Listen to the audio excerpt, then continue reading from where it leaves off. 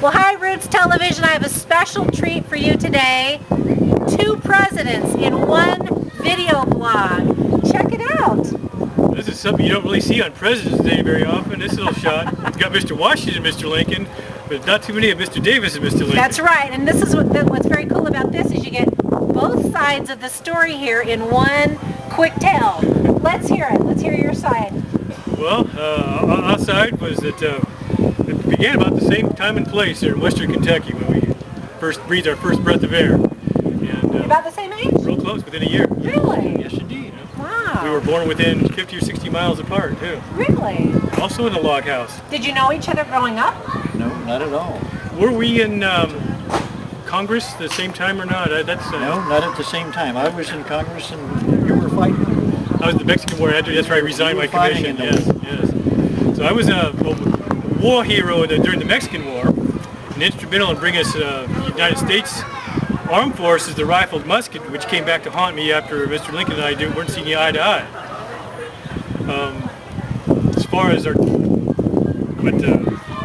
differences and such, not a whole lot. I think if it wasn't for the war, we might have been probably pretty amiable. Well, we could have done very well in the Senate, perhaps. I think so. And that, but that didn't come to pass. Well, President Lincoln and I were talking a few minutes ago, and I said, President Lincoln, you always have such profound yet simple things that are quoted, by President Lincoln. Tell us a few of your famous sayings. My famous things? Your famous sayings. He doesn't know they're famous yet. Oh, they're famous. I gotta tell you, they're famous. He said, when I do good, I feel good. When I do bad, I feel bad. No, I do the very best I can. Yeah. I do the very best I know how. And I intend on doing it until the end. Now, if the end brings me out right, nothing said about me in between is going to matter.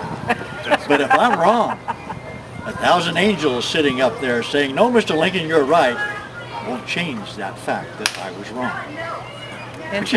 But you see, too, ma'am, it's better to keep your mouth closed, be silent, and look foolish, than open your mouth and prove it. Absolutely no doubt. There you whatsoever. go.